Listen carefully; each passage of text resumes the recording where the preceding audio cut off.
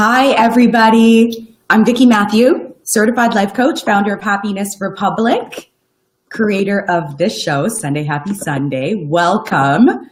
Sunday Happy Sunday is kind of like Happiness Church. So thank you so much for joining. It is a beautiful day here in Mississauga, Ontario, Canada. And guys, I'm crazy excited because I think my Wi-Fi is working. This is episode 9 of Sunday Happy Sunday. And I think for the past 4 or 5 episodes, I've had really crazy Wi-Fi issues. And I think I might have solved it. I'm a little bit like South Korea right now, which is launching these failed Wi-Fi missiles. And I think things are about to get dangerous because I think it's working. So once again, thank you so much for joining me. This episode's going to be really good. Let me ask you, are you one of those people that holds on to grudges?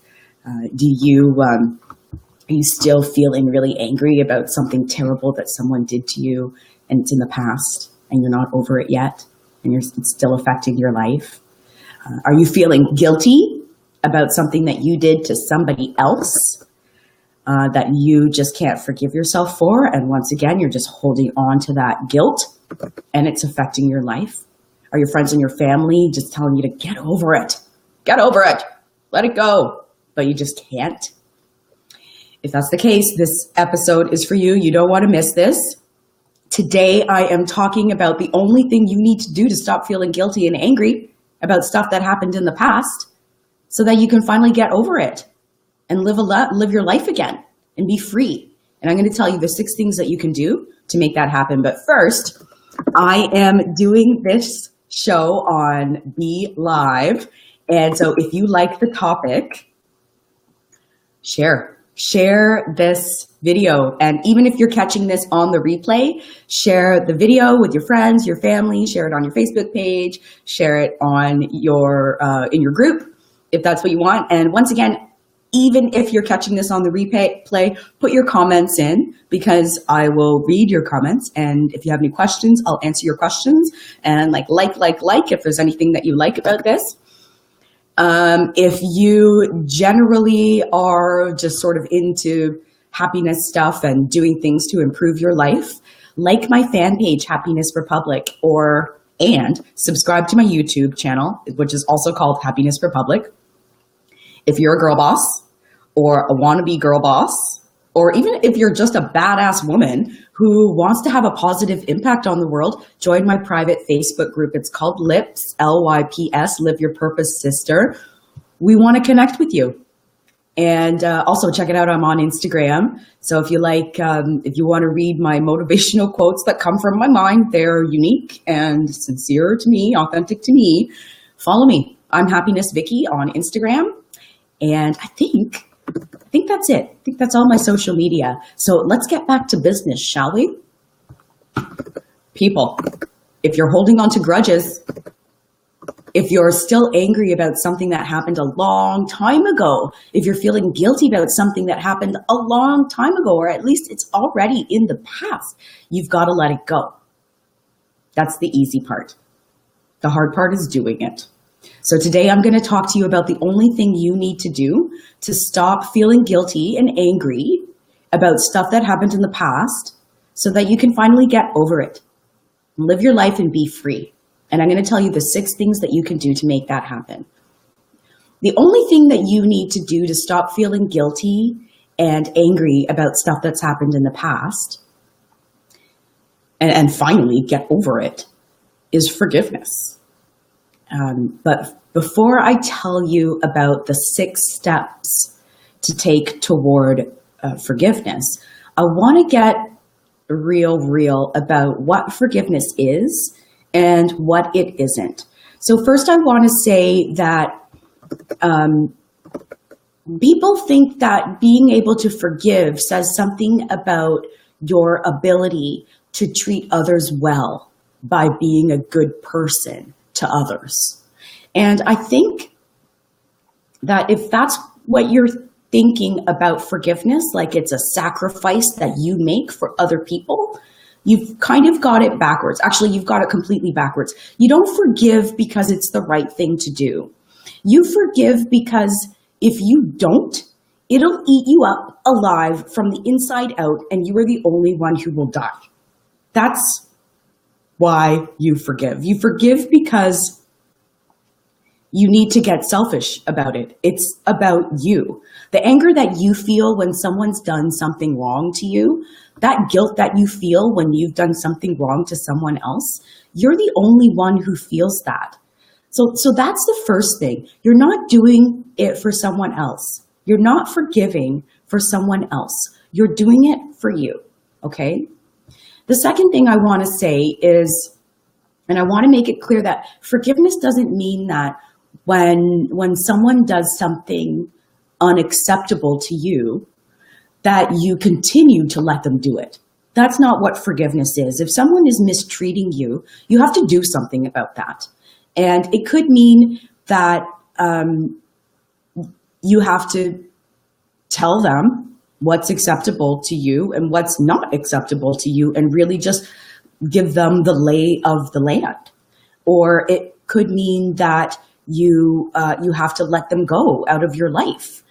But whatever the situation is, forgiveness is separate from that. Forgiveness means that you let go of that feeling that someone has to pay, or you let go of that feeling that you have to continue punishing yourself in order to prove that you're a really good person and that you feel really bad.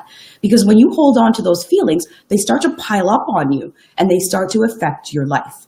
And that feeling of anger and that feeling of guilt, once again, you're the only person who's carrying around that feeling.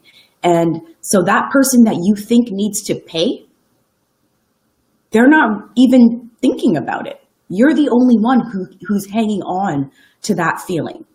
The third thing I want to say is never ask yourself whether or not the person deserves forgiveness or not. That is not in any way a factor to forgiveness. Whether the person deserves to stay in your life might be a factor, is probably a factor, but never ask if they deserve the forgiveness, because who cares? The question is whether or not you deserve to have the peace that comes with forgiveness. And the answer is yes, you do, because it's about you. You deserve it. This is not about the other person at all. It is never about the other person. It's always about you. So you don't even need to ask if the other person deserves your forgiveness. You're doing it for you, and you deserve the peace that comes with it. Okay. Whew. This one's an intense one today, guys. Forgiveness. You have to practice forgiveness so that you can move on. The anger and the guilt that sometimes comes with needing to offer forgiveness, it can leave you paralyzed. It can stop you from allowing goodness into your life. It can stop you from accepting some of the things that you want to do with your life because you are just paralyzed with maybe even fear that something that someone did to you a long time ago is going to happen again, right? You need to be able to let that go. You have to be able to get over it. You know, when they say get over it, which is, as I know, easier said than done.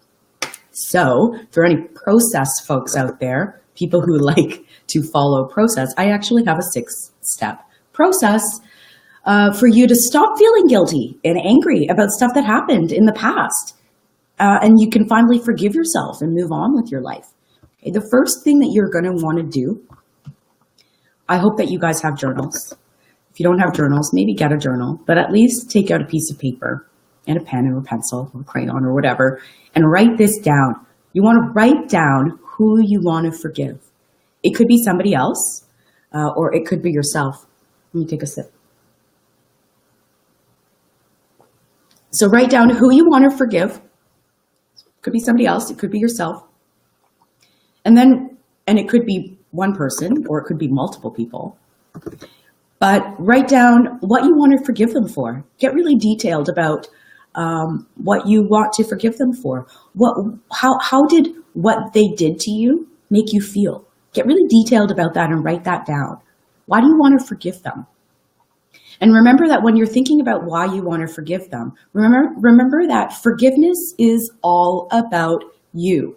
So your reason for forgiving someone else has to relate to how it's going to improve your life. It's not about someone else. It's about you. Okay, that was number one. Write it down and get really specific. Number two, think about, my voice just cracked. That's funny. I'm beyond puberty. Think about how not forgiving someone is affecting your life right now. In what ways are you limiting yourself? You know, if somebody did something really terrible to you a long time ago, maybe they betrayed you in a past relationship. Think about, how is that affecting your current relationship? Is it affecting your ability to get into a new relationship? I'll tell you, if you're still hanging on to guilt from a past relationship or anger over something that someone else did to you in a past relationship, I can pretty much guarantee you, and you haven't let it go, I can pretty much guarantee you that it's still affecting your life. And you may not realize that it's still affecting your life because you haven't really thought about it. So take a few moments right now and think about how it is affecting your life. The reason that it's important to do this is because the person in your past relationship who did something wrong to you, they're probably not even thinking about it. This is really, I'm just going to keep saying it. This is really about you. You're the only one feeling it. It hurts you. And, when people say, I'm holding a grudge against someone, you're really only holding a grudge against yourself. Not forgiving someone doesn't hurt them. They probably don't even know that you don't forgive them. And even if they did know, they may not even care. That's the reality of it. You're the only one feeling the hurt. And when you don't, you're the only one feeling the hurt when you don't forgive. So going back to number one, when you ask yourself why you want to forgive, in the example of somebody doing something bad to you in a past relationship, one of the reasons that you might want to forgive them is obviously it's for yourself. And you might want to say something like, not letting go of that anger from that past relationship is affecting my ability to form new good relationships. And I want to be in a good relationship. And so that's a reason why you would want to forgive somebody else, because it's for you. And that's why forgiveness is so important. It's not about doing the right thing for the other person. It's about doing what's right for you so that you can move on. Okay? Does that make sense? Number three, sometimes you're the one who needs to do the forgiving. When you do someone wrong and you hang on to that terrible feeling that you get when you've done something wrong to someone, that's called guilt. And that is the worst feeling ever. You need to forgive. And there's one way to do that. It's called apologizing. Sometimes you harbor things that you can't forgive yourself for, and you beat yourself up, and you sabotage yourself, and you punish yourself. Apologize to the person that you've wronged. Even if it's you, you may have done something to yourself that you just regret. Apologize to yourself, or apologize to the person that you've done something wrong to. You don't have to do this in person. You don't have to do it in person because that could be, well, just because it's difficult doesn't mean that you don't do it. But you can choose whatever method makes sense to you based on what you need to do the forgiving for. But you could consider writing a letter or making a phone call. There are going to be some people out there who they know that they want to seek forgiveness from someone, but that person isn't alive anymore. And so what some people do is they write a letter anyway. Write it, be very specific about what you've done, and be very clear in your apology. Write it down, and then read it out loud. And once you've read it out loud, do something symbolic for closure. So that could mean just ripping up that piece of paper or burning that piece of paper just to get it out. You have to get it out, and you're doing it for yourself. Okay, does that make sense? I hope so. Number 4, the step number 4 is, it's actually the opposite of apologizing. If you feel you've been wronged and you never let that person know, you're just hanging on to it, telling them how you feel or how it affected you can be really powerful in letting go. So of course you have to be really careful and carefully consider what's the best, most effective way to do this. And you want to make sure that you're comfortable doing it, but it can be really, really effective in letting go to just let someone know what's been bothering you. And you know, when you do this, this is about getting it off of your chest so that you can let it go. This isn't about you being a jerk. Though that doesn't help. When you put out resistance, you just get resistance. So that won't help you. So if you're going to do it and you're going to be a jerk about it, then reconsider.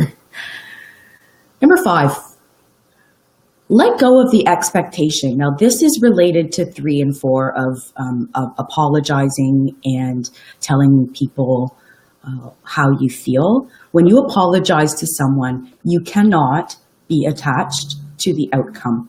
The apology is for you. You can't expect the other person to say, I forgive you.